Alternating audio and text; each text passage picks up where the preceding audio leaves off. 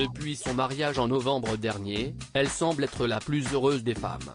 Unie à son beau Manuel Herrero après un divorce difficile il y a quelques années, Karine Viard rayonne et semble plus heureuse que jamais.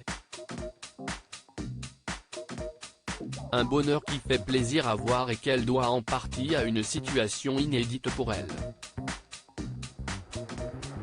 Jouer des femmes amoureuses, Karine Viard l'a fait. Et pas qu'une fois. À 56 ans, l'actrice française césarisée connaît ce genre de rôle par cœur, que ce soit dans la comédie ou dans le drame.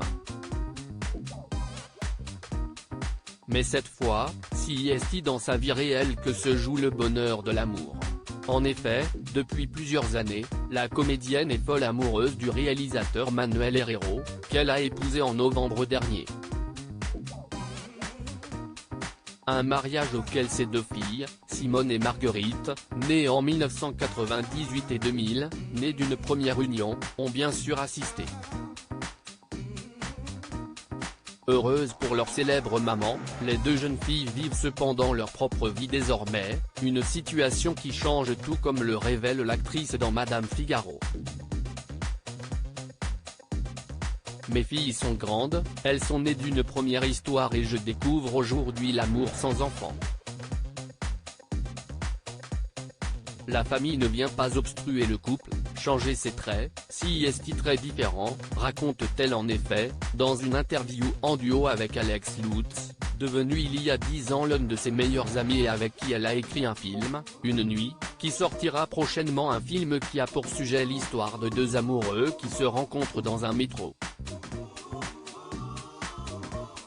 Une histoire originale, qui reprend toutes les interrogations de l'actrice sur la vie à deux.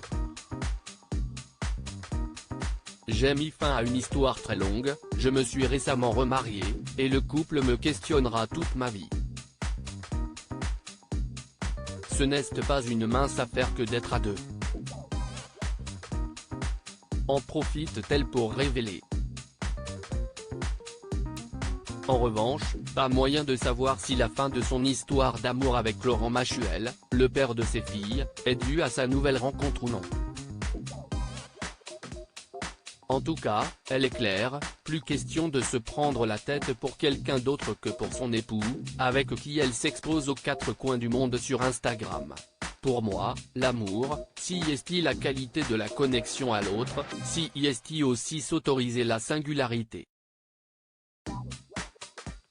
On n'est pas obligé de partager la même chambre ou la même maison. Cela dit, refuser les injonctions ne veut pas dire qu'il ne faut pas apprendre ou écouter, argumente-t-elle. D'ailleurs, cela a failli lui jouer des tours, par exemple, j'ai dû réfléchir davantage à la façon dont je m'exprime pour me faire entendre dans mon couple. Ma grande franchise est telle que, parfois, elle flirte avec la brutalité.